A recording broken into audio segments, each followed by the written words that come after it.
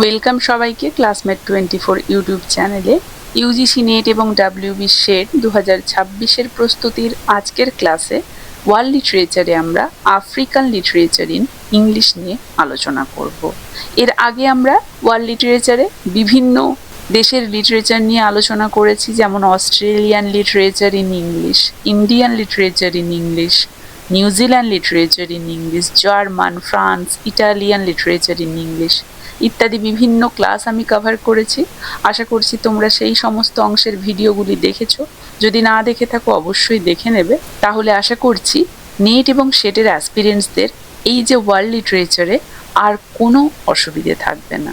পাশাপাশি যারা যারা এই চ্যানেলে নতুন, কাইন্ডলি চ্যানেলটা সাবস্ক্রাইব করে নেবে এবং চ্যানেলটা ফলো করে বেল আইকনটা প্রেস করতে ভুলবে না, তাহলে নেট এবং সেটের এই ধরনের গুরুত্বপূর্ণ সমস্ত ক্লাসের নোটিফিকেশন সহজেই তোমাদের কাছে পৌঁছে যাবে।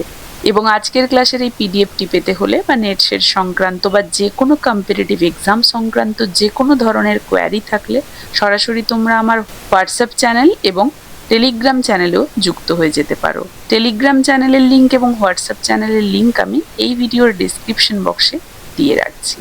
পাশাপাশি নেট সেট সংক্রান্ত বা যে কোনো ধরনের কম্পিটিটিভ এক্সাম সংক্রান্ত, এসএসসি, পিএসসি, মাদ্রাসা সার্ভিস কমিশন ইত্যাদি সমস্ত এক্সাম সংক্রান্ত full syllabus based notes, one liners এবং এমসিকিউ সহ প্র্যাকটিস সেট পারচেস করতে হলে তোমরা সরাসরি আমার এই হোয়াটসঅ্যাপ নাম্বারে কন্ট্যাক্ট করতে পারো। All notes, one liners and practice set are chargeable. তো ফিরে আসছি আজকের আলোচনাতে। দেখো, আজকের আলোচনাতে আমরা আফ্রিকান লিটারেচার ইন ইংলিশ নিয়ে আলোচনা করব। দেখো, আফ্রিকান লেখকদের দ্বারা ইংরেজিতে রচিত বা ইংরেজি ভাষায় অনুবাদ করা সাহিত্যকর্ম যেটা বিশ্বব্যাপী পঠিত হয়, সেই ধরনের সাহিত্যকর্মকেই আমরা আফ্রিকান লিটারেচার ইন ইংলিশ বলবো, তাই না? তো এই সাহিত্যের প্রধান সেই তাত্ত্বিক বিতর্ক হচ্ছে আফ্রিকান লেখকদের ইংরেজি ব্যবহারের যৌক্তিকতা। আমরা নিউগিও থিয়ঙ্গকে পাই। তিনি ইংরেজিকে উপনিবেশিক মানসিকতার বাহক বলে মনে করেছিলেন। তার বিখ্যাত প্রবন্ধ ডিকলোনাইজিং দ্য মাইন্ড 1986-তে আমরা দেখেছিলাম তিনি নিজের মাতৃভাষা গিকিউতে লেখার ওপরে কিন্তু জোর দিয়েছিলেন। চিনুয়া আইজবের মতো আমরা প্রধান রাইটারদেরকে পাই। তিনি মনে করেন ইংরেজিকে একটা বিশ্বজনীন মাধ্যম হিসেবে ব্যবহার করে আফ্রিকার নিজস্ব সংস্কৃতি এবং কণ্ঠস্বর বিশ্বমঞ্চে তুলে ধরা সম্ভব, তাই না? তাহলে এই যে ভাষাগত বিতর্ক এখানে রয়ে গেছে আমরা দেখতে পাচ্ছি। তো সবার প্রথমে আমরা আফ্রিকান সাহিত্যের মূল ভিত্তি জানবো। তো আফ্রিকান সাহিত্যের মূল ভিত্তি হচ্ছে মৌখিক ঐতিহ্য, ওরাল ট্র্যাডিশন, ঠিক আছে? উপকথা, লোকগাথা, প্রবাদ এবং গান। আফ্রিকার ঐতিহাসিক গল্পকথক বা চারণ কবিদেরকে গ্রিয়টস বলা হতো, GRIOTS, গ্রিয়টস বলা হতো, যারা মৌখিকভাবে ইতিহাস সংরক্ষণ করতেন। ইউরোপীয় উপনিবেশ স্থাপনের পর খ্রিশ্চান মিশনারিদের প্রভাবে আফ্রিকান সমাজ রোমান হরপে লিখিত সাহিত্যের দিকে ধাবিত হয়। আমরা আফ্রিকান উপন্যাস হিসেবে চিনুয়া আইজবের থিংস ফল অ্যাপার্ট পাই, ঠিক আছে? এর মৌখিক প্রবাদ এবং লোকগাথার প্রচুর ব্যবহারও আমরা দেখতে পাই। তো এই যে ঔপনিবেশিক শিক্ষা ব্যবস্থা, কলোনিয়াল এডুকেশন, এই কলোনিয়াল এডুকেশন প্রবর্তিত হওয়ার আগে আফ্রিকার সমাজ সম্পূর্ণভাবে তাহলে ওরাল স্টোরি টেলিংয়ের ওপরে নির্ভরশীল ছিল। তো এই মৌখিক সাহিত্যকে তাত্ত্বিক সেই পরিভাষায় ওরাচার বলা হয়, ঠিক আছে? এই যে ওরাচার বা ওরাটার, ORATURE, এটা প্রথম ব্যবহার করেন ইউগান্ডার বিখ্যাত পণ্ডিত পিও জিরিমো। তিনি মৌখিক ঐতিহ্যকে লিখিত সাহিত্যের সমান মর্যাদা দেওয়ার জন্য এই শব্দটা প্রবর্তন করেন। এখানে আমরা মূলত দুটো রূপভেদের কথা পাবো, একটা হচ্ছে ফোকটেল আর একটা হচ্ছে মিথ। এছাড়াও আমরা প্রভার্ব দেখতে পাবো। দেখো, ফোকটেলস বা লোকগাথা এবং মিথ। ফোকটেল এগুলো এমন কিছু গল্প যেটা সমাজের নৈতিকতা, সামাজিক মূল্যবোধ ইত্যাদিকে তুলে ধরে। আফ্রিকান লোকগাথায় প্রায়ই পশু পাখিদের মানুষের মতো বৈশিষ্ট্য দেওয়া হয়, মানে পার্সোনিফাই করা হয়। এদের মধ্যে সবচেয়ে গুরুত্বপূর্ণ আমরা সেই ট্রিকস্টার পাই, ঠিক আছে? পশ্চিমা আফ্রিকার সেই ক্যারিবিয়ান অঞ্চলের লোকগাথার অত্যন্ত জনপ্রিয় সেই চতুর মাকড়সার চরিত্র আমরা পাই এখানে, আনাসি দ্য স্পাইডার। এছাড়াও নাইজেরিয়ার সেই ইউরোবা সংস্কৃতির চতুর কচ্ছপের চরিত্র আমরা এখানে দেখতে পাই, তাই না? সেই টর্টোয়েস। আর কি, আর হচ্ছে মিথ এগুলো হচ্ছে মহাবিশ্বের সৃষ্টি, দেবদেবী, পূর্বপুরুষ এবং নানাবিধ অলৌকিক এবং প্রাকৃতিক ঘটনার ব্যাখ্যা দেয়। এবং এই পৌরাণিক কাহিনীগুলোর মূল উদ্দেশ্য হচ্ছে আদিম মানুষের বিশ্ব দর্শন এবং ধর্মীয় বিশ্বাসকে টিকিয়ে রাখা। আমরা নোবেলজয়ী লেখক ওলস ওয়েঙ্কার এবং তার নাটক বা তার গ্রন্থ myth, literature and the African world 1976-এ পাই, যেখানে নাইজেরিয়ার সেই ওরুবা মাইথোলজিকে বিস্তারিতভাবে তিনি ব্যাখ্যা করেছেন। এছাড়াও প্রভার্ব আমরা জানি, প্রবাদ প্রবচন, বুদ্ধিমত্তা এবং সামাজিক জ্ঞানগর্ভ কথায় সমৃদ্ধ একটা উক্তি, এটা সংক্ষিপ্ত একটা উক্তি। আফ্রিকান সমাজে প্রবাদ আইনি বিতর্ক মীমাংসা, সামাজিক শিক্ষা এবং দার্শনিক সত্যকে প্রকাশের প্রধান মাধ্যম হয়ে দাঁড়ায়। এটা শুধুই যে অলংকার ছিল তা নয়, ঠিক আছে। বাওবাব যে গাছ, আফ্রিকার একটা বিশাল আকৃতির বৃক্ষ এটা। তো এই যে এখানে যে প্রবাদটা আমি উল্লেখ করেছি দেখো, wisdom is like a baobab tree, no one individual can embrace it. মানে জ্ঞান এতটাই অসীম ও ব্যাপক যে কোনো একজন একক ব্যক্তির পক্ষে সম্পূর্ণ জ্ঞান অর্জন করা কখনোই সম্ভব নয়। জ্ঞান অর্জনের জন্য সমষ্টিগত সমাজ বা কমিউনিটির প্রয়োজন হয়। বোঝা গেছে? এছাড়াও আমরা প্রেইজ পোয়েট্রি দেখতে পাই, স্তুতিমূলক কবিতা, বীর যোদ্ধা, রাজা, পূর্বপুরুষ, দেবতাদের সেই মহিমান্বিত করে রচিত বিশেষ কবিতা, ঠিক আছে। দক্ষিণ আফ্রিকার জুলু, জোসা ইত্যাদি সংস্কৃতিতে এই ধারাকে কিন্তু ইজিবঙ্গ বলা হয়। বোঝা গেছে? তাহলে ওরাল ট্র্যাডিশনে আমরা এই সমস্ত কিছু দেখতে পাচ্ছি। এছাড়াও আমরা এপিক ন্যারেটিভ দেখতে পাবো, ট্রিকস্টার টেলস দেখতে পাবো। এপিক ন্যারেটিভ মহাকাব্যিক আখ্যান, দীর্ঘ বীরত্বগাথামূলক গল্প, যেটা কোনো মহান বীরের জন্ম, অলৌকিক ক্ষমতা, নির্বাসন এবং বীরত্বের সাথে সাম্রাজ্যের প্রতিষ্ঠার কাহিনী বর্ণনা করে। এখানে এপিক অফ সুন্দিয়াতা, মালি এম্পায়ার বা মালি সাম্রাজ্যের, মানে 1300 শতকের মালি সাম্রাজ্যের প্রতিষ্ঠাতা সুন্দিয়াতা, এই তার বীরত্বের জীবন অবলম্বনে রচিত পশ্চিম আফ্রিকার একটা বিখ্যাত মহাকাব্য, এটা দেখতে পাই। বহু শতাব্দী ধরে গ্রিয়টদের মুখে মুখে এই কাহিনী প্রচলিত থাকার পর 1960 সালে 1960 সালে গিনির লেখক দিজিব্রি তামসির নিয়ানে প্রথম ফরাসি ভাষায় গ্রন্থ আকারে এটা প্রকাশ করেন। পরে এটা ইংরেজিতেও অনুবাদ করা হয়। বোঝা গেছে? এছাড়াও ট্রিকস্টার টেলস মানে চতুর পশু পাখির গল্প। দেখো, এমন সব লোকগাথা এগুলো বা গল্প যেখানে চতুর পশু পাখির কর্মকাণ্ডের মাধ্যমে মানব চরিত্র এবং সমাজের নানা অসঙ্গতি ফুটিয়ে তোলা হয়। যেমন আনাসি দ্য স্পাইডার, ঠিক আছে। এই যে আনাসি, ঘানার সেই আশান্তি উপজাতিদের মধ্যে এই চরিত্রের উৎপত্তি হয়। আনানসি একটি মাকড়সা যে তার চেয়ে বড় এবং শক্তিশালী প্রাণীদের নিজের বুদ্ধি এবং চাতুর্য দিয়ে পরাজিত করে। আটলান্টিক দাস ব্যবসার মাধ্যমে এই যে আনানসির গল্পগুলি ক্যারিবিয়ান দ্বীপপুঞ্জ এবং আমেরিকাতেও পৌঁছে যায়, যেখানে সে দাসদের কাছে প্রতিরোধের প্রতীক হয়ে উঠেছিল। আর এই যে গ্রিয়ট এদের প্রথাগত ইতিহাসবিদ বা চারণ কবি বলা হয়, ঠিক আছে। এরা traditional story teller, poet, historian এবং musician in West African societies. পশ্চিম আফ্রিকায় গ্রিয়রা ছিলেন একাধারে রাজকীয় কবি, জেনিওলজিস্ট এবং মৌখিক ইতিহাসবিদ। লিখিত ইতিহাসের অনুপস্থিতিতে একটা সম্পূর্ণ বংশ বা সাম্রাজ্যের ইতিহাস এদের স্মৃতিতে কিন্তু সংরক্ষিত থাকতো।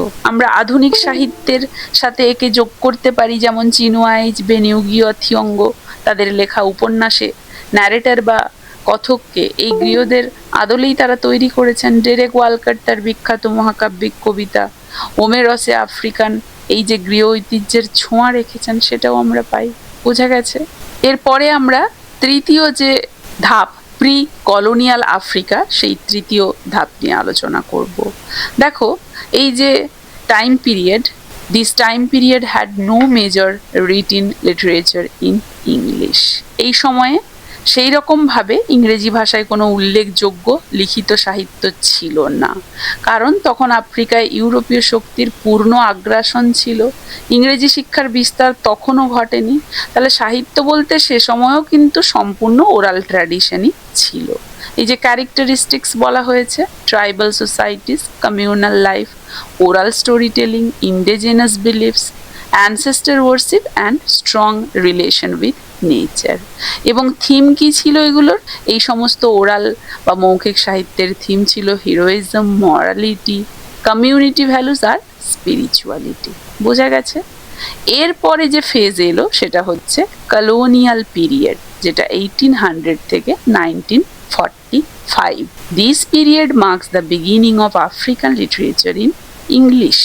এটা হচ্ছে সব থেকে গুরুত্বপূর্ণ, কারণ এই সময়কালকেই ইংরেজি ভাষায় আফ্রিকান সাহিত্যের সূচনাকাল বলা চলে, beginning of African literature in English. ইউরোপীয় শক্তির অনুপ্রবেশ এবং ইংরেজি শিক্ষা বিস্তারের ফলে আফ্রিকানরা এই ঔপনিবেশিক ভাষাকে আয়ত্ত করে নিজেদের সাহিত্য রচনায় ব্যবহার করতে শুরু করে। এই সময়ে বিভিন্ন ইউরোপীয় শক্তি আফ্রিকাকে নিজেদের মধ্যে ভাগ করে উপনিবেশ স্থাপন করে। যেমন আমরা ব্রিটেন, ফ্রান্স, পর্তুগাল এবং বেলজিয়ামকে দেখতে পাই। ব্রিটেন মূলত নাইজেরিয়া, কেনিয়া, ইউগান্ডা, ঘানা এবং দক্ষিণ আফ্রিকা শাসন করত। এদের হাত ধরে ইংরেজি সাহিত্যের বিস্তার ঘটে।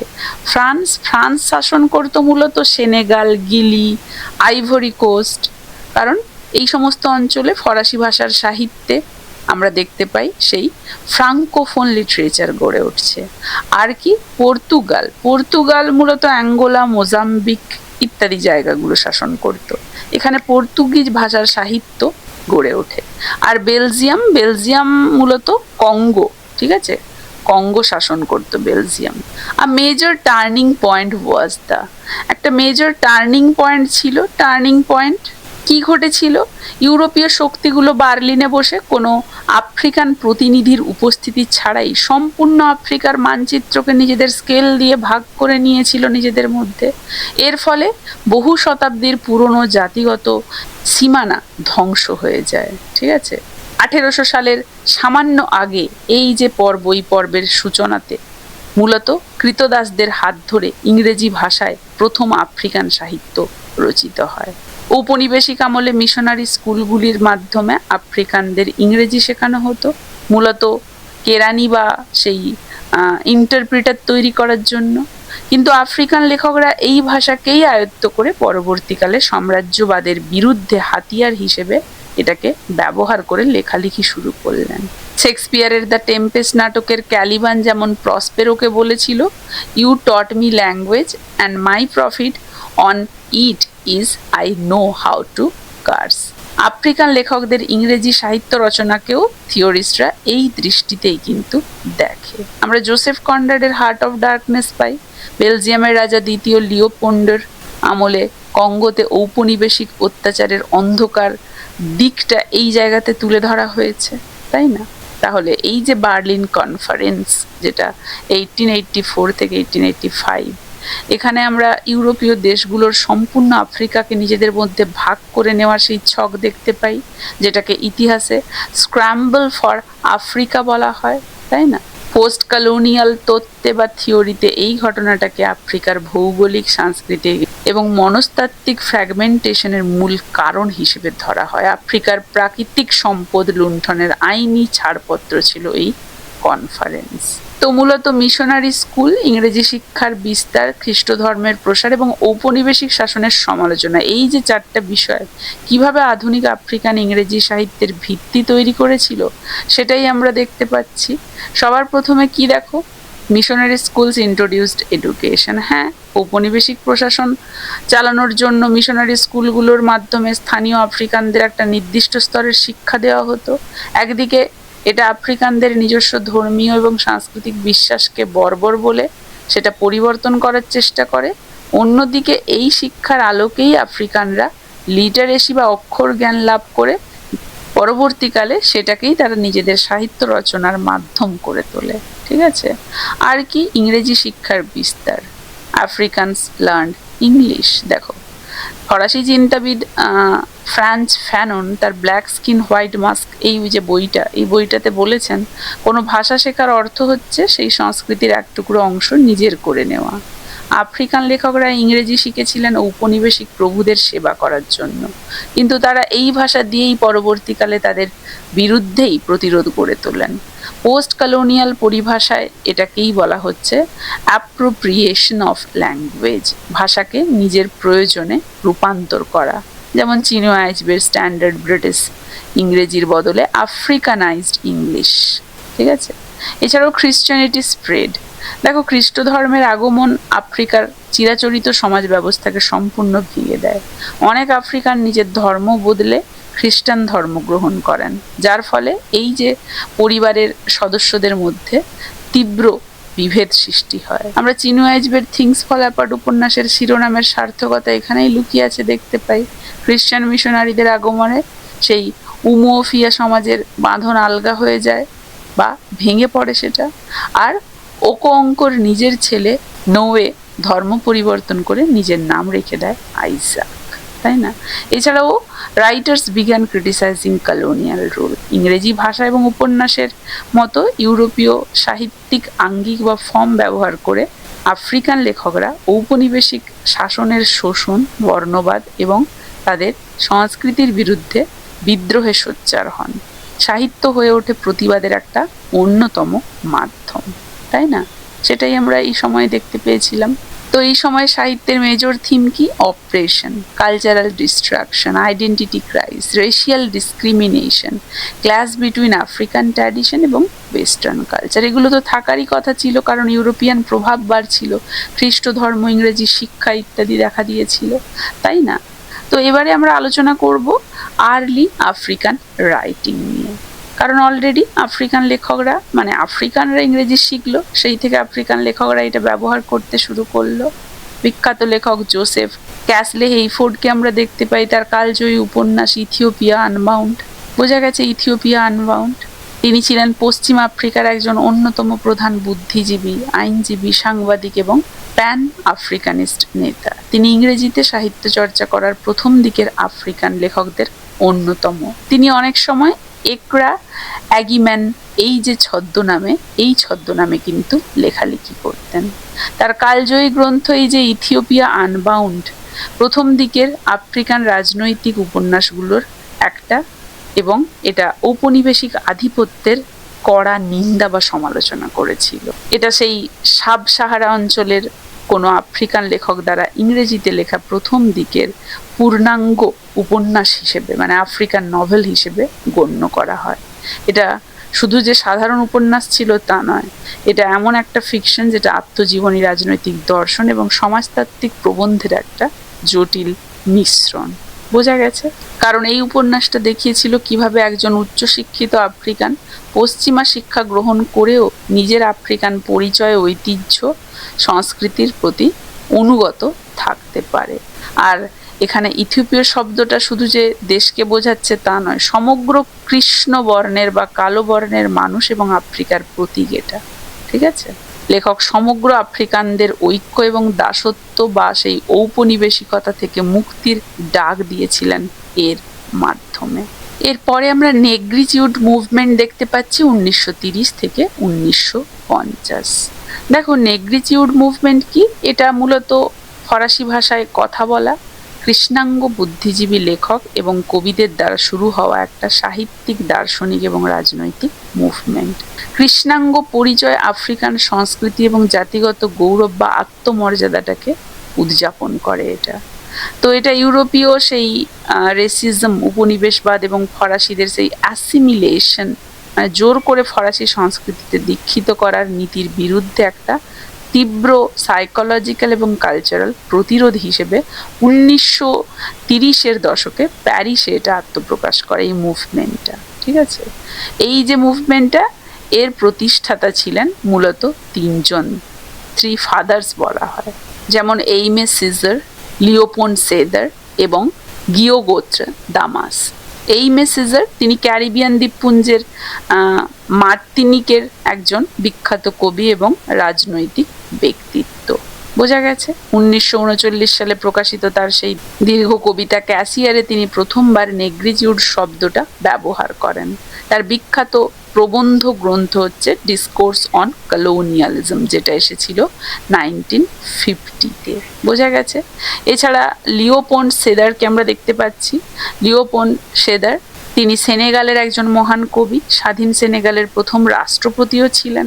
তিনি নেগ্রিটিউডকে একটা তাত্ত্বিক রূপ দিয়েছিলেন। তার মতে ইউরোপীয় সংস্কৃতি যদি যুক্তিবাদী হয় তবে আফ্রিকান সংস্কৃতি হচ্ছে আবেগ এবং প্রকৃতির সাথে একাত্মতার একটা প্রতীক। বিখ্যাত কবিতা তার black women, prayer to the mask দেখতে পাই আমরা। এছাড়াও লিও গোত্র দামাস আমরা দেখতে পাই, ঠিক আছে, লিও দামাস বলা হয় যাকে। তিনি ফ্রেঞ্চ গুয়েনার কবি এবং রাজনীতিক ছিলেন। 1937 1937 তার প্রকাশিত কাব্যগ্রন্থ পিগমেন্টস, ঠিক আছে, পিগমেন্টস, এটা হচ্ছে এই মুভমেন্টের অন্যতম প্রধান সাহিত্যিক সংকলন, যেটা ঔপনিবেশিক সংস্কৃতির তীব্র বিরোধিতা করেছিল। তাহলে এই যে নেগ্রিটিউড মুভমেন্টের মেন আইডিয়া ছিল black identity is valuable, African culture is beautiful এবং অপোজিশন টু কলোনিয়াল মেন্টালিটি। এবং বৈশিষ্ট্য কি ছিল? Racial pride, African roots, emotional expression and anti colonialism. বোঝা গেছে? এরপরে আমরা ন্যাশনালিস্ট বা অ্যান্টি কলোনিয়াল পিরিয়ড দেখতে পাবো, যেটা 1945 থেকে 1960 পর্যন্ত। দেখো, দ্বিতীয় বিশ্বযুদ্ধের পরে আফ্রিকান এই কান্ট্রিগুলোতে স্বাধীনতার জন্য তীব্র দাবি উঠতে থাকে, ঠিক আছে। 1945 সালে দ্বিতীয় বিশ্বযুদ্ধ হয়। তো এই বিশ্বযুদ্ধ শেষ হওয়ার পরই বিশ্ব রাজনীতিতে বড় পরিবর্তন আসে। ব্রিটেন এবং ফ্রান্সের মতো ঔপনিবেশিক শক্তিগুলো অর্থনৈতিক এবং রাজনৈতিকভাবে দুর্বল হয়ে পড়ে। বিশ্বযুদ্ধে হাজার হাজার আফ্রিকান সৈন্য এই যে মিত্র শক্তি তার হয়ে লড়াই করেছিল। আর যুদ্ধ শেষে তারা যখন দেশে ফেরে তখন তারা নিজেদের অধিকার এবং স্বাধীনতার দাবি তুলতে শুরু করে। এই সময়ে সাহিত্য ঔপনিবেশিক শাসনের বিরুদ্ধে প্রতিরোধের একটা হাতিয়ার হয়ে উঠেছিল। সাহিত্য শুধু বিনোদন ছিল না এই সময়। বোঝা গেছে? এই সময় সাহিত্যের মেজর থিম বললে আমরা ন্যাশনালিজম অ্যান্ড ইন্ডিপেন্ডেন্স বলবো, ঠিক আছে। ইন্ডিপেন্ডেন্স স্ট্রাগল, বিভিন্ন উপজাতি বা ক্ল্যানে বিভক্ত আফ্রিকানরা নিজেদের অভ্যন্তরীণ ভেদাভেদ ভুলে একটা নির্দিষ্ট জাতি হিসেবে ঔপনিবেশিক শক্তির বিরুদ্ধে ঐক্যবদ্ধ হতে শুরু করে। নিউগিও থিয়ঙ্গকে আমরা পাই, weep not child, a grain of wheat, এই যে দুটো উপন্যাস কেনিয়ার স্বাধীনতা আন্দোলন এবং বিখ্যাত সেই মাও মাও রিবেলিয়নের পটভূমিতে লেখা, ঠিক আছে। কিভাবে সাধারণ মানুষ এবং কৃষকেরা উপনিবেশিক ব্রিটিশদের বিরুদ্ধে সশস্ত্র প্রতিবাদ গড়ে তুলেছিল সেটা এখানে নিখুঁতভাবে দেখানো হয়েছে। এছাড়াও অ্যান্টি কলোনিয়াল প্রোটেস্ট আমরা দেখতে পাই। ইউরোপীয় বর্ণবাদ, অর্থনৈতিক শোষণ এবং আফ্রিকান সংস্কৃতিকে ছোট করে দেখানোর বিরুদ্ধে তীব্র প্রতিবাদ হয়। আমরা ডেভিড ডোপের সেই যে আফ্রিকা কবিতাটা দেখতে পাই, অত্যন্ত শক্তিশালী প্রতিরোধমূলক একটা কবিতা। সেখানে কবি আফ্রিকার অতীত গৌরব, বর্তমানের দাসত্ব, ঔপনিবেশিক নির্যাতন এবং ভবিষ্যতের একটা স্বাধীন শক্তিশালী রূপের কথা বলেছেন। চিনুয়া আইচবের থিংস ফল অ্যাপার্ট তো সবের ক্ষেত্রেই যাচ্ছে। এছাড়াও আমরা ল্যান্ড ডিসপোজিশন দেখতে পাই। ইউরোপীয় ঔপনিবেশিকরা আফ্রিকায় এসে উর্বর জমিগুলোতে আদিবাসীদের কাছ থেকে জোরপূর্বক কেড়ে নিয়ে সেগুলোতে কি করতো? নিজেদের বাগান বানাতো, খামার তৈরি করতো। আফ্রিকানদের কাছে তাদের জমি বা ল্যান্ড কেবল জীবিকা ছিল না, তাদের আধ্যাত্মিক শক্তি, তাদের আধ্যাত্মিক অস্তিত্ব এবং পূর্বপুরুষদের স্মৃতির সাথে যুক্ত ছিল। জমি হারানো মানে তাদের পরিচয় হারানো, তাই না? এছাড়াও আমরা ফ্রিডম এই সময়ের সাহিত্যের মেজর থিম হিসেবে পাই। বোঝা গেছে? তো এই ছিল আফ্রিকান লিটারেচার ইন ইংলিশের যে টাইম ফেজ, সেই টাইম ফেজগুলোর প্রত্যেকটা ভাগে কি কি সাহিত্য ধারা দেখতে পেয়েছি, তাদের থিম। যেমন ইন্ট্রোডাকশন পিরিয়ডে ওরাল লিটারেচার দেখতে পেলাম। ওরাল লিটারেচারের ভাগগুলোতে folk tale, myth, proverb, praise poetry, epic narrative, trickster tales দেখতে পেলাম। তারপরে প্রি কলোনিয়াল আফ্রিকা এসেছিল। এখানেও কিন্তু আমরা ইংলিশের তেমন ব্যবহার দেখতে পাইনি, সবে এসে আফ্রিকাতে কলোনি স্থাপন করেছে ইউরোপীয়রা। এরপরে কলোনিয়াল পিরিয়ড পেলাম 1800 থেকে 1945। এরপরে আমরা নেগ্রিটিউড মুভমেন্ট দেখতে পেলাম। এরপরে আমরা ন্যাশনালিস্ট এবং অ্যান্টি কলোনিয়াল পিরিয়ড দেখতে পেলাম। বোঝা গেছে? এখন আমরা আফ্রিকার সমস্ত গুরুত্বপূর্ণ রাইটারদেরকে ইন ডিটেইল আলোচনা করব। সবার প্রথমে আমরা দেখব Chinua Achebe and the rise of African fiction. Chinua এইচবেকে father of African English literature বলা হয়। Chinua Achebe challenged western misrepresentation of Africa. তার মেজর ওয়ার্কের মধ্যে আমরা থিংস ফল অ্যাপার্ট পাবো, কালজয়ী উপন্যাস, ঠিক আছে। আধুনিক আফ্রিকান সাহিত্যের সব থেকে গুরুত্বপূর্ণ এবং বিশ্বব্যাপী সর্বাধিক পড়া হয়েছে এমন একটা উপন্যাস এটা। তো এই উপন্যাসের যে নাম বা টাইটেল, এটা আইরিশ কবি W.B. ইয়েটসের কবিতা দ্য সেকেন্ড কামিং থেকে নেওয়া হয়েছে। সেকেন্ড কামিং কোন সাল বলো তো? 1920। তাই না?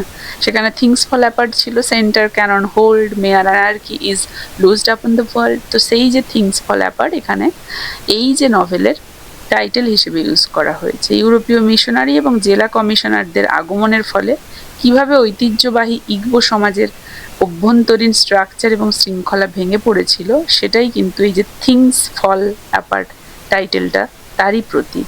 এখানে আমরা 1900 শতকের শেষের দিকে নাইজেরিয়ার ইগবো সমাজ ব্যবস্থার যে দুটো ভাগে বিভক্তিকরণ সেটা দেখতে পাবো। ঔপনিবেশিকতার আগে মানে বিফোর কলোনিয়ালিজম আর আফটার কলোনিয়ালিজম।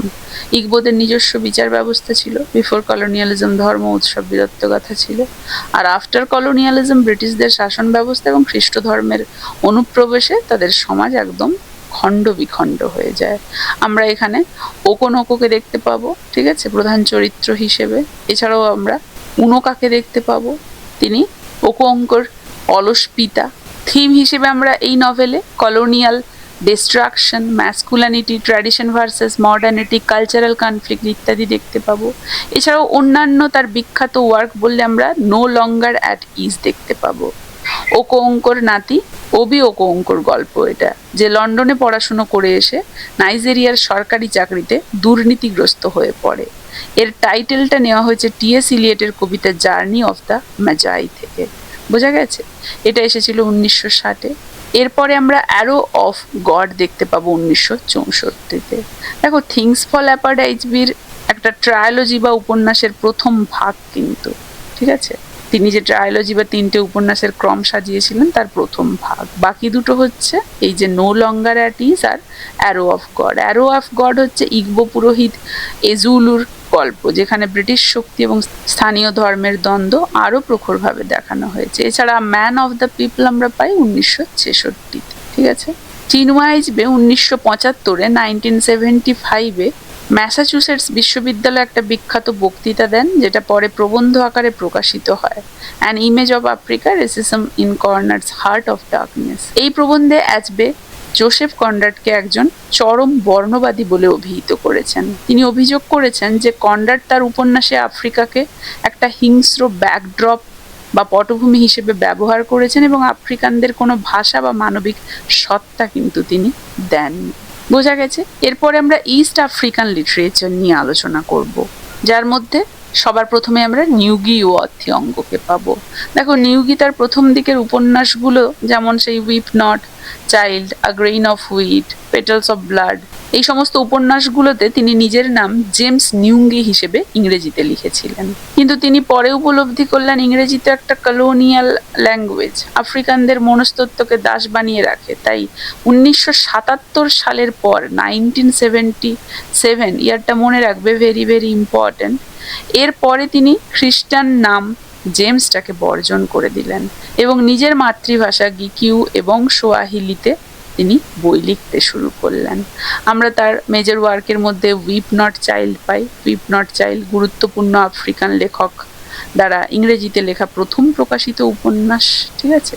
এই উপন্যাসের শিরোনামটা নেওয়া হয়েছে মার্কিন কবিতা, মানে মার্কিন কবি ওয়াল্ট হুইটম্যানের যে কবিতা on the beach at night থেকে।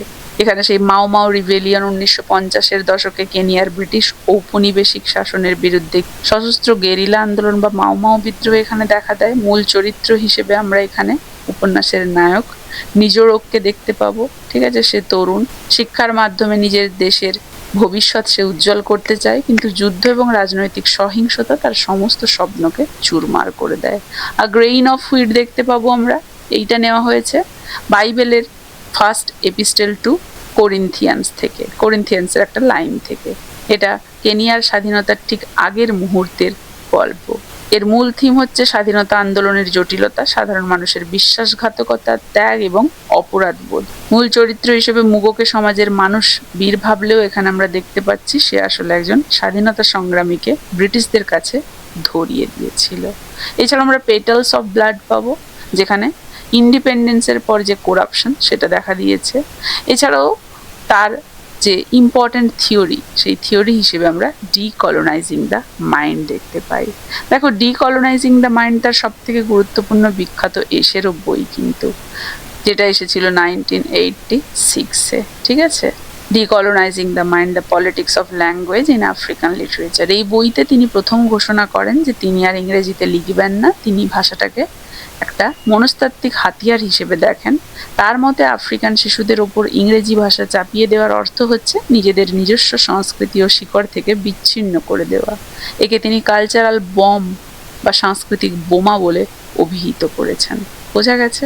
1977 সালে নিউগি কেনিয়ার সাধারণ গ্রামবাসী এবং কৃষকদের সাথে নিয়ে গিকিউ ভাষায় একটা নাটক মঞ্চস্থ করেন। এই নাটকে কেনিয়ার স্বাধীনোত্তর সরকারের দুর্নীতির সমালোচনা করায় কেনিয়া সরকার তাকে 1 বছরের জন্য বিনা বিচারে কিন্তু জেলবন্দি করে রাখে।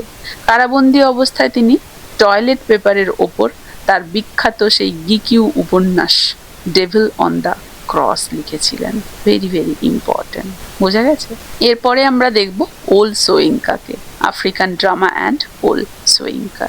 দেখো, ওল সোয়িঙ্কা যার জন্ম হয়েছিল 1938-এ জন্মগ্রহণ করেন। 1986 সালে সাহিত্যে নোবেল পুরস্কার লাভ করেন। তিনি প্রথম আফ্রিকান নোবেল বিজয়ী লেখক। সোয়িঙ্কার নাটকগুলো মূলত নাইজেরিয়ার সেই ইয়োরুবা সংস্কৃতি, পুরাণ এবং দর্শনের উপরে ভিত্তি করে গড়ে উঠেছে। তিনি গ্রিক ট্র্যাজেডির আঙ্গিকের সাথে আফ্রিকান রীতিনীতির মেলবন্ধন ঘটিয়েছেন।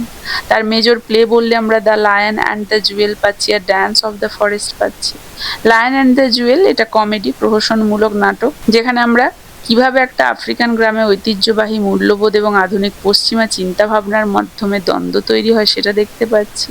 প্রধান চরিত্র সিদি, লাকুনলে, বারোকা প্রমুখকে দেখতে পাবো। এছাড়াও আমরা ড্যান্স অফ দ্য ফরেস্ট পাচ্ছি। ড্যান্স অফ দ্য ফরেস্ট এসেছিল 1960-এ, ঠিক আছে? আর এই যে লায়ন অ্যান্ড দ্য জুয়েল এসেছিল এটা 1959-এ, 59-এ, আর এটা 60-তে, ঠিক আছে? তো এই যে ড্যান্স অফ দ্য ফরেস্ট এটা নাইজেরিয়ার স্বাধীনতা দিবস উদযাপনের অংশ হিসেবে প্রথম মঞ্চস্থ হয়েছিল। স্বাধীনতার রোমান্টিক উদযাপনের বদলে সোয়িঙ্কা এই নাটকে একটা সতর্ক বার্তা দিয়েছিলেন। আফ্রিকার অতীত কেবল গৌরবময় ছিল তা নয়, তাতে হিংসা, পারস্পরিক লড়াইও ছিল। তো বর্তমানের আফ্রিকান রাজনেতারা যদি অতীত থেকে শিক্ষা না নেয় তবে ভবিষ্যৎ অন্ধকার। এটাই ছিল এই নাটকের মূল থিম। এই নাটকে ইউরোবা সংস্কৃতির দুটো প্রধান নেতা, ওগুন সৃষ্টি এবং ধ্বংসের সেই লৌহ দেবতা এবং ইস্যু চতুর ট্রিক্সটার দেবতা, দুজনেরই উপস্থিতি দেখা দেয়, তাই না? এছাড়াও আমরা তার death and the king's horseman দেখতে পাই। Death of the king's horseman এসেছিল 1975, সব থেকে বিখ্যাত ট্র্যাজেডি।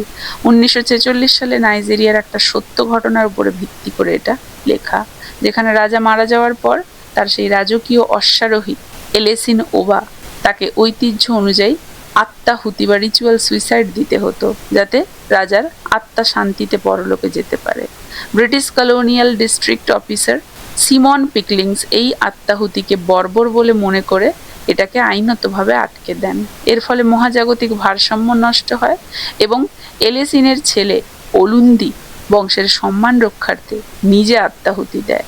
এটা সাংস্কৃতিক ভুল বোঝাবুঝি এবং ঔপনিবেশিক হস্তক্ষেপের একটা চরম ট্র্যাজেডি। Very very important. আশা করি বোঝা গেছে। নেক্সটে আমরা দেখব South African literature and apartheid. দেখো, অ্যাপারথেইড হচ্ছে বর্ণবাদ।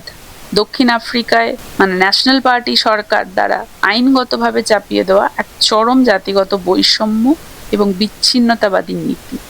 এই যে কুখ্যাত আইনের অধীনে দেশের জনসংখ্যাকে মূলত 4 ভাগে ভাগ করা হয়: হোয়াইট, ব্ল্যাক, কালার্ড আর এশিয়ান।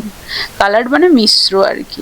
কৃষ্ণাঙ্গ আফ্রিকানদের নিজস্ব জমিতেই সমস্ত রাজনৈতিক, অর্থনৈতিক এবং সামাজিক অধিকার কেড়ে নেওয়া হয়েছিল।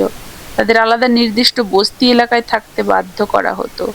পাসবুক ছাড়া শ্বেতাঙ্গ এলাকায় তাদের প্রবেশ নিষিদ্ধ। 1994 সালে নেলসন ম্যান্ডেলাকে আমরা রাষ্ট্রপতি হওয়ার পর এই প্রথার অবসান ঘটাতে দেখতে পাই।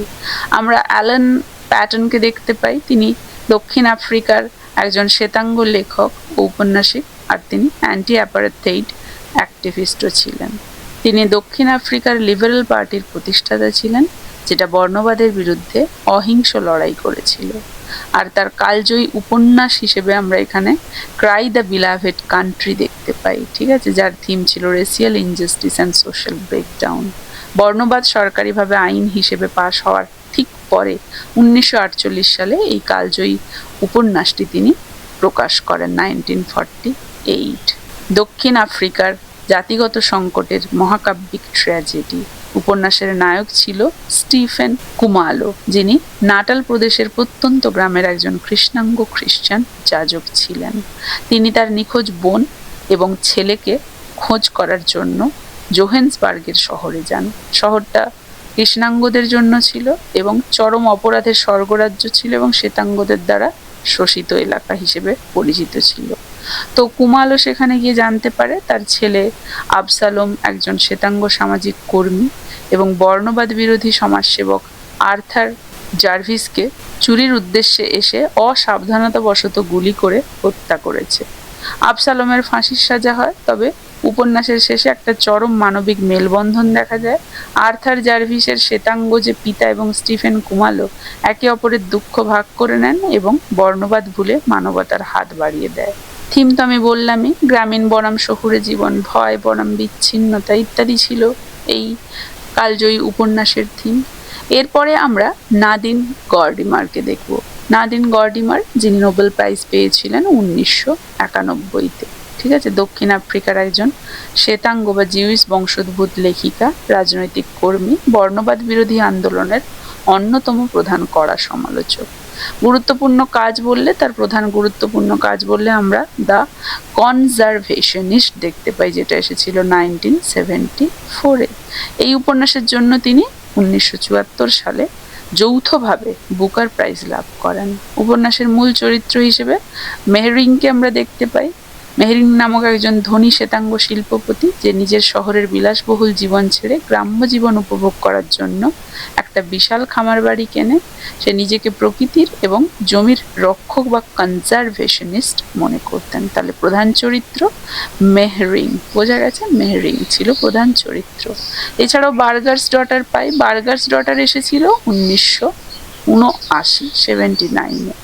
দক্ষিণ আফ্রিকার কমিউনিস্ট নেতা এবং বর্ণবাদ বিরোধী মুভমেন্টের অন্যতম শহীদ ব্রাম ফিশারের বাস্তব জীবনের উপরে ভিত্তি করে এই যে রাজনৈতিক উপন্যাস, এটা রচিত। কার?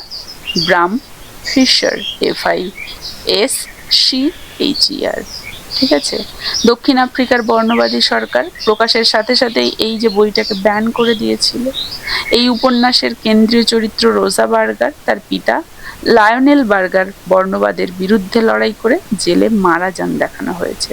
তো রোসা কিভাবে তার পারিবারিক রাজনৈতিক ঐতিহ্য, পিতার আদর্শ এবং নিজের ব্যক্তিগত স্বাধীনতার মধ্যে দ্বন্দ্বের মধ্য দিয়ে অতিক্রম হয়েছিল, সেটাই এখানে নিখুঁতভাবে তুলে ধরা হয়েছে। জুলাইস পিপল আমরা দেখতে পাই 1981-এ। ঠিক আছে, এটা একটা ডিস্টোপিয়ান ফিকশন।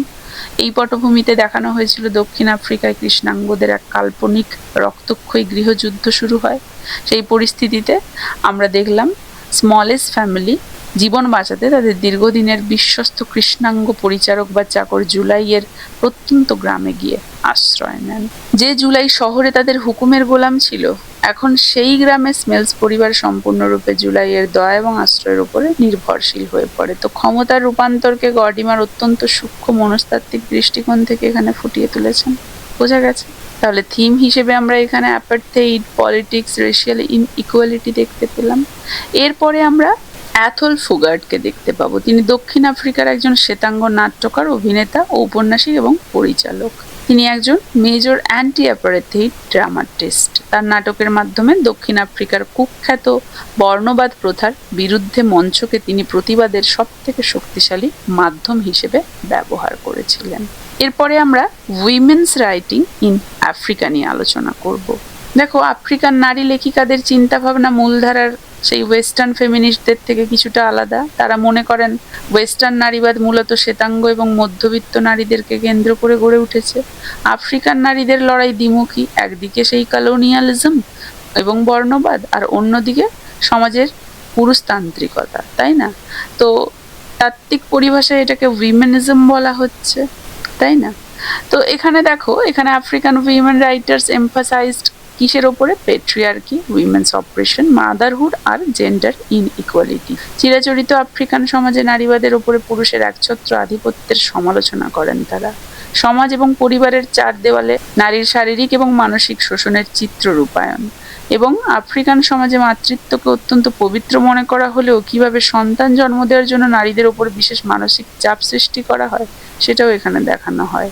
আর শিক্ষা, সম্পত্তি এবং সামাজিক মর্যাদার ক্ষেত্রে নারী এবং পুরুষের মধ্যেকার যে অসমতা সেটা দূর করার দাবি আমরা এই উইমেন রাইটারদের রাইটিংয়ে দেখতে পাই। মেজর রাইটার হিসেবে আমরা এখানে সবার প্রথমে পাচ্ছি কার নাম? বুচি এমেচুয়েতা। তিনি নাইজেরিয়ার একজন অত্যন্ত প্রভাবশালী এবং অগ্রগামী ঔপন্যাসিক। তার উপন্যাসে আমরা ইগবো সমাজের নারীদের বাস্তব জীবনের লড়াই নিখুঁতভাবে ফুটে উঠেছে দেখতে পাবো। প্রধান কাজ বললে দ্য জয়েস অফ মাদারহুড, যেটা এসেছিল 1979-এ। ব্যঙ্গাত্মক একটা শিরোনাম, ঠিক আছে। ইগবো লেখক ফ্লোরা নুপায়ার প্রথম উপন্যাস ইফুরু, যেটা 1966-এ এসেছিল, এর শেষ অনুচ্ছেদ থেকে এর এই টাইটেলটা এসেছে। উপন্যাসের কেন্দ্রীয় চরিত্রে নিউইগো ছিল। ইগবো সমাজ মনে করে একজন নারীর জীবনের একমাত্র সার্থকতা হচ্ছে পুত্র সন্তান জন্ম দেওয়া। তো নিউইগো বহু কষ্টের মধ্য দিয়ে তার ছেলেদের বড় করে তোলেন, কিন্তু জীবনের শেষ বয়সে তার ছেলেরা তাকে ত্যাগ করে এবং তিনি রাস্তার ধারে একাকী এবং নিঃস্ব অবস্থায় মারা যান। এমচেতা এখানে সমাজের মাতৃত্বকে জয়েস বা আনন্দ হিসেবে উদযাপন করা হলেও সেটা যে আসলে নারীর জন্য এক ধরনের ফাঁদ বা শোষণের হাতিয়ার সেটাই দেখিয়েছেন। বোঝা গেছে? এরপরে দ্বিতীয়ত আমরা উইমেন রাইটার হিসেবে ফ্লোরা নোয়াপাকে দেখতে পাচ্ছি। ফ্লোরা নোয়াপা তিনি first major African female novelist. আন্তর্জাতিক স্তরে ইংরেজিতে উপন্যাস প্রকাশ করার প্রথম সাব সাহারা অঞ্চলের কৃষ্ণাঙ্গ মহিলা লেখিকা। তার কালজয়ী উপন্যাস ইফুরো আমরা দেখতে পাই 1966-এ। কি নাম হবে? ইফুরো, ঠিক আছে, EFURU। এটা আফ্রিকান নারী সাহিত্যের ইতিহাসে একটা মাইলস্টোন। বিখ্যাত হেইনেম্যান আফ্রিকান রাইটার সিরিজের 26 নাম্বার বই হিসেবে এটা প্রকাশিত হয়েছিল। এছাড়াও আমরা আমাআতা আইদোকে দেখতে পাবো, যিনি ঘানার একজন অত্যন্ত প্রভাবশালী নাট্যকার, কবি, ঔপন্যাসিক এবং শিক্ষাবিদ ছিলেন। তিনি ঘানার শিক্ষামন্ত্রী হিসেবেও দায়িত্ব পালন করেছিলেন। এখানে আমরা focused on feminism and identity দেখতে পাচ্ছি। তার লেখায় মূলত আফ্রিকান নারীদের আধুনিকতা এবং ঐতিহ্যের মাঝখানের দ্বন্দ্ব এবং পোস্ট কলোনিয়াল ঘানার সামাজিক বাস্তবতা ফুটে উঠেছে। বোঝা গেছে? এরপরে আমরা ম্যাজিক্যাল রিয়েলিজম দেখতে পাবো আফ্রিকান লিটারেচারে। ম্যাজিক্যাল রিয়েলিজম সবার প্রথমে এই ক্ষেত্রে আমরা বেন ওকরির নাম দেখতে পাবো। দেখো, ম্যাজিক্যাল রিয়েলিজম এমন একটা সাহিত্যিক শৈলী যেখানে বাস্তবসম্মত বর্ণনার সাথে অলৌকিক অবাস্তব উপাদানগুলোকে এমনভাবে মিশিয়ে দেওয়া হয় যেটা কাহিনীর চরিত্রদের কাছে সম্পূর্ণ স্বাভাবিক বলে মনে হয়। দেখো, ল্যাটিন আমেরিকায় এই ম্যাজিক্যাল রিয়েলিজমের উৎপত্তি গ্যাব্রিয়েল গার্সিয়া মার্কোয়েজের হাত ধরে। আর আফ্রিকার এই যে ম্যাজিক্যাল রিয়েলিজম কিছুটা আলাদা, ঠিক আছে। একে অনেক সময় অ্যানিমিস্ট রিয়েলিজমও বলা হয়, কারণ আফ্রিকান লেখকরা ইউরোপীয় ফ্যান্টাসির অনুকরণ না করে বরং তাদের নিজস্ব আদিবাসী পুরাণ, পূর্বপুরুষদের আত্মা এবং লোকগাথাকে উপন্যাসের বাস্তব পটভূমিতে তুলে ধরেন। দেখো, মেজর ওয়ার্ক বললে আমরা বেন ওকরির ক্ষেত্রে দ্য ফ্যামিস্ট রোড পাচ্ছি। বেন ওকরি নাইজেরিয়ার অত্যন্ত প্রভাবশালী এবং সমসাময়িক ঔপন্যাসিক এবং কবি। 1991 সালে তার বিখ্যাত উপন্যাস দ্য ফ্যামিস্ট রোড পাই আমরা 1991-এ, ঠিক আছে। তিনি এটা লিখে 32 বছর বয়সে বুকার প্রাইজ লাভ করেন, তাই না? যেখানে মেইন ক্যারেক্টার ছিল আজারো। আজারো ছিল মেইন ক্যারেক্টার। তার পুরো নাম কি ছিল? লাজারাস, যা থেকে সংক্ষেপে নাম রাখা হয় আজারো। তো নাইজেরিয়ার ইয়োরুবা সংস্কৃতিতে অ্যাবিকু বা স্পিরিট চাইল্ড হচ্ছে এমন একজন শিশু যে জন্মানোর পর খুব দ্রুত মারা যায় এবং বারবার একই মায়ের গর্ভে ফিরে এসে জন্ম নেয়। এরা মূলত স্পিরিট ওয়ার্ল্ডের সাথে একটা গভীর চুক্তি বা বন্ধনে আবদ্ধ থাকে, যেটা এদের বাস্তব জগতে স্থায়ী হতে দেয় না। তো আজারও একজন আবিকু হওয়া সত্ত্বেও সে তার মানব পিতামাতার প্রতি ভালোবাসার কারণে আত্মা জগতের সহচরদের আহ্বান প্রত্যাখ্যান করে বাস্তব পৃথিবীতে বেঁচে থাকার সিদ্ধান্ত নেয়। এর ফলে সে বাস্তব জগতের মানুষের পাশাপাশি চারপাশের অদৃশ্য আত্মা, ভূত, অলৌকিক ঘটনাগুলোকেও দেখতে পায়। ফিচার হিসেবে দেখো, spirit world mixed with reality এবং ম্যাজিক্যাল রিয়েলিজম আমরা দেখতে পাই। বোঝা গেছে? এরপরে আমরা পোস্ট কলোনিয়াল আফ্রিকান লিটারেচার দেখতে পাবো, যেটা 1980 থেকে 2000 এই সময়কালে ছিল। দেখো, 1950 থেকে 60-এর দশকে স্বাধীনতা অর্জনের পর আফ্রিকানদের মধ্যে চরম উদ্দীপনা এবং আশার আলো দেখা দিয়েছিল। 80-র দশকে এসে সেটা সম্পূর্ণ ফিকে হয়ে যায়। ডিসইলিউশনমেন্ট বা মোহভঙ্গ বলা হয়। করাপশন ছিল এর প্রধান কারণ। ঔপনিবেশিক প্রভুরা চলে গেলেও ক্ষমতা চলে যায় স্থানীয় কালো চামড়ার বুর্জোয়া বা সেই দুর্নীতিগ্রস্ত নেতাদের হাতে, ঠিক আছে, ব্ল্যাক এলিটদের হাতে। আফ্রিকার বহু দেশে গণতান্ত্রিক ব্যবস্থা ভেঙে পড়ে, একের পর এক মিলিটারি কোপস বা একনায়কতন্ত্র প্রতিষ্ঠা হয়। অর্থনৈতিক অব্যবস্থাপনা, চরম মুদ্রাস্ফীতি এবং সরকারের ঘন ঘন পরিবর্তনের ফলে সাধারণ মানুষ মৌলিক অধিকার থেকে বঞ্চিত হয়। তো এই যে 80 এবং 90-এর দশকে আফ্রিকান লেখকদের লেখায় এই বিষয়গুলো সবচেয়ে বেশি প্রাধান্য পেয়েছে, ঠিক আছে। তাই এই সময় লেখাগুলোতে আমরা মূল থিম হিসেবে ফেইল ন্যাশনালিজম, করাপশন, নিও কলোনিয়ালিজম আর সিভিল ওয়ার পাচ্ছি।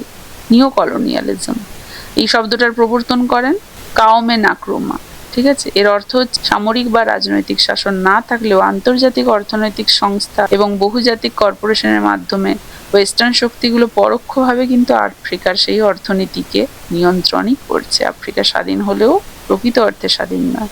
সিভিল ওয়ারও দেখতে পাই আমরা ঔপনিবেশিক আমলে সীমানা নির্ধারণের ভুলের কারণে স্বাধীনতার পর ক্ষমতা দখলের লড়াইয়ে বিভিন্ন উপজাতিদের মধ্যে ভয়াবহ রক্তক্ষয়ী সংগ্রাম হয়, গৃহযুদ্ধ বলে যেটাকে, তাই না? তো এই যে এই টাইম পিরিয়ডের মেজর রাইটার হিসেবে আমরা জে.এম. কটজিকে দেখতে পাচ্ছি। জে.এম. কটজি নোবেল প্রাইজ পেয়েছিলেন 2003 সালে। মেজর ওয়ার্ক বললে ডিসগ্রেস, ওয়েটিং ফর বারবারিয়ান্স। কটজি বুকার প্রাইজও লাভ করেন, দুবার সাহিত্যে মর্যাদাপূর্ণ বুকার প্রাইজ লাভ করেন, 1983-তে, তারপরে 99-তে। তো কটজি তার উপন্যাসে অ্যালিগরির মাধ্যমে, গভীর মনস্তাত্ত্বিক জটিলতার মাধ্যমে মানুষের অস্তিত্বের সংকটকে ফুটিয়ে তোলেন। তার মেজর ওয়ার্ক বললে আমরা ওয়েটিং ফর বারবারিয়ান পাই, যেটা এসেছিল 1980-তে, ঠিক আছে। এই টাইটেলটা সি.পি. কাভাফির, মানে গ্রিক মিশরীয় কবি সি.পি. কাভাফির বিখ্যাত কবিতা ওয়েটিং ফর দ্য বারবারিয়ান্স থেকে নেওয়া হয়েছে, বোঝা গেছে। এছাড়াও আমরা ডিসগ্রেস পাই। ডিসগ্রেস এসেছিল 1999। এটা বর্ণবাদ পরবর্তী দক্ষিণ আফ্রিকার পটভূমিতে লেখা কালজয়ী একটা সামাজিক মনস্তাত্ত্বিক উপন্যাস। থিম হিসেবে আমরা গিল্ট, ভায়োলেন্স, কলোনিয়াল পাওয়ার পাই তার লেখাতে। এছাড়াও আমরা কন্টেম্পোরারি আফ্রিকান লিটারেচার পড়ব, যেখানে 2000 থেকে প্রেজেন্ট টাইম পর্যন্ত যা যা লেখা হয়েছে। মডার্ন আফ্রিকান লিটারেচারের বিষয়বস্তু কি ছিল? Migration, diaspora, refugee crisis, globalisation, gender politics, memory and trauma. তো সবার প্রথমে আমরা এক্ষেত্রে কার নাম পাচ্ছি? আমরা আদিচির নাম পাচ্ছি, যার পুরো নাম হচ্ছে চিমামান্দা নিয়োগী আদিচি। তিনি নাইজেরিয়ার ইগবো বংশোদ্ভূত লেখিকা, যিনি 21st সেঞ্চুরির আফ্রিকান সাহিত্যকে বিশ্বমঞ্চে একটা নতুন উচ্চতায় নিয়ে গিয়েছিলেন, ঠিক আছে। তার মেজর ওয়ার্ক বললে হাফ অফ আ ইয়েলো সান পাচ্ছি। আমেরিকানা দেখতে পাচ্ছি আমরা, যার থিম ছিল আইডেন্টিটি, রেস, মাইগ্রেশন। দেখো, হাফ অফ আ ইয়েলো সান এসেছিল 2006। এই উপন্যাসের জন্য 2007-এ তিনি অরেঞ্জ প্রাইজ ফর ফিকশন লাভ করেছেন। হাফ অফ আ ইয়েলো সান বা সেই অর্ধ উদীয়মান সূর্য স্বল্পস্থায়ী স্বাধীন রাষ্ট্র বিয়াফ্রার জাতীয় পতাকার প্রতীক, ঠিক আছে। এছাড়া আমরা আমেরিকানা দেখতে পাই। আমেরিকানা 2013-তে এসেছিল। এই উপন্যাসের জন্য তিনি ন্যাশনাল বুক ক্রিটিক্স সার্কেল অ্যাওয়ার্ড পেয়েছিলেন।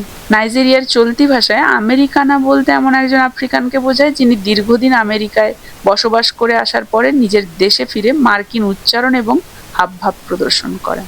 এছাড়াও আমরা আব্দুল রাজ্জাক গুরনাকে দেখতে পাই। আব্দুল রাজ্জাক গুরনা তিনি তানজানিয়ার জাঞ্জিবার দ্বীপে জন্মগ্রহণকারী একজন বিখ্যাত ঔপন্যাসিক। 1960-এর দশক জাঞ্জিবার বিপ্লবের সময় তিনি শরণার্থী হিসেবে ইউকেতে পাড়ি জমান এবং পরবর্তীকালে তিনি কেন্ট বিশ্ববিদ্যালয়ের ইংরেজি এবং পোস্ট কলোনিয়াল সাহিত্যের অধ্যাপক হন। তিনি নোবেল পুরস্কার পান 2021 সালে, ঠিক আছে। নোবেল কমিটির বক্তব্য অনুযায়ী কলোনিয়ালিজমের প্রভাব এবং সংস্কৃতি ও মহাদেশের মধ্যবর্তী ফাঁকে আটকা পড়া শরণার্থীদের ভাগ্যকে পরম সহানুভূতি এবং আপোষহীনভাবে তুলে ধরার জন্য তাকে এই পুরস্কারটা দেয়া হয়। প্রধান থিম কি ছিল তার লেখা? রিফিউজি, এক্সাইল এবং ডিসপ্লেসমেন্ট। গুরনাহর উপন্যাসের মূল ভিত্তি শরণার্থীদের বাস্তব মনস্তাত্ত্বিক লড়াই, রাজনৈতিক এবং সামাজিক কারণে নিজের মাতৃভূমি থেকে দূরে থাকার একাকিত্ব, যুদ্ধ এবং ঔপনিবেশিক আগ্রাসনের ফলে মানুষের নিজস্ব শিকড় বা ভিটেমাটি হারানোর সংকট, নতুন সংস্কৃতির সাথে খাপ খাইয়ে নেওয়ার সময় পুরনো দেশের স্মৃতি এবং নিজের আসল পরিচয় নিয়ে তৈরি হওয়া দোলাচল। বোঝা গেছে? এখানে আমি আফ্রিকান সমস্ত লেখক যারা যারা এই নোবেল প্রাইজ লাভ করেছেন তার একটা লিস্ট করেছি, যেখানে রাইটারদের নাম, তাদের কান্ট্রি এবং ইয়ারগুলো আমি পাশাপাশি উল্লেখ করেছি। Very very important. ওলসোইঙ্কা আছে মাহফুজ, আছে গর্ডিমার, কোৎজি এবং গোর্না। 1986 থেকে 2021 পর্যন্ত আমরা কিন্তু আফ্রিকান এই সমস্ত গুরুত্বপূর্ণ রাইটাররা যে সাহিত্যে নোবেল প্রাইজ লাভ করেছেন দেখতে পাচ্ছি। এছাড়াও আমি এখানে আফ্রিকান লিটারেচার ইন ইংলিশের যে প্রধান বিষয়বস্তু, সেই প্রধান বিষয়বস্তুগুলোকেও একটা টেবিল আকারে সাজিয়েছি, যেখানে আমরা আফ্রিকান লিটারেচার ইন ইংলিশের যে প্রধান বিষয়বস্তু সেগুলোর মধ্যে colonialism, post colonialism, identity crisis, race and apartheid, nationalism, resistance, feminism, corruption, tradition versus modernity, exile and migration, memory and trauma এবং কালচারাল আইডেন্টিটি পাই। বোঝা গেছে? এছাড়াও আমি মোস্ট ইম্পর্টেন্ট টেক্সট হিসেবে নেট এবং সেটের পয়েন্ট অফ ভিউ থেকে যে টেক্সটগুলো ভীষণ ইম্পর্টেন্ট, যেগুলো সম্পর্কে একটু তোমরা ডিটেলসে দেখে যাবে, এদের প্লট, চরিত্র, এদের প্রকাশনা এবং কোন টেক্সটের জন্য কোন রাইটার কোন সালে কোন পুরস্কার লাভ করেছেন, সেই টেক্সটগুলোকে কিন্তু আমি উল্লেখ করেছি। এই টেক্সটগুলো সম্পর্কে একটু ডিটেলসে জেনে যাবে। যেখানে দেখো things fall apart, arrow of God আছে, no longer at ease, weep not child, petals of blood, cry the beloved country, famished road, তারপরে Burger's daughter, disgrace, waiting for the barbarians ইত্যাদি সমস্ত গুরুত্বপূর্ণ রাইটারদের টেক্সটগুলোকে আমি এখানে একটা টেবিল আকারে সাজিয়েছি, যেটা নেট এবং সেটের পয়েন্ট অফ ভিউ থেকে ভেরি ভেরি ইম্পর্টেন্ট। বোঝা গেছে?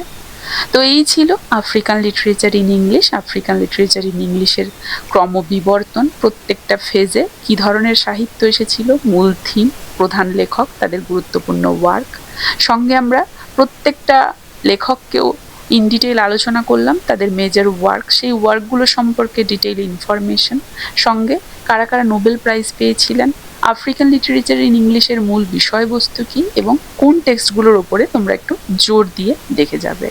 তো আশা করছি আফ্রিকান লিটারেচার ইন ইংলিশ সম্পর্কে একটা ক্লিয়ার কনসেপ্ট সবাইকে দিতে পারলাম আজকের ক্লাসে। তার কেমন লাগলো জানাবে, ভালো লাগলে একটা লাইক এবং শেয়ার করে দেবে ক্লাসটা। এই ক্লাসটা তাহলে এখানেই শেষ করছি। দেখা হচ্ছে নেট এবং সেট প্রিপারেশন 2026-এর এর পরবর্তী ক্লাসে ওয়ার্ল্ড লিটারেচারের এর পরবর্তী টপিকটা নিয়ে।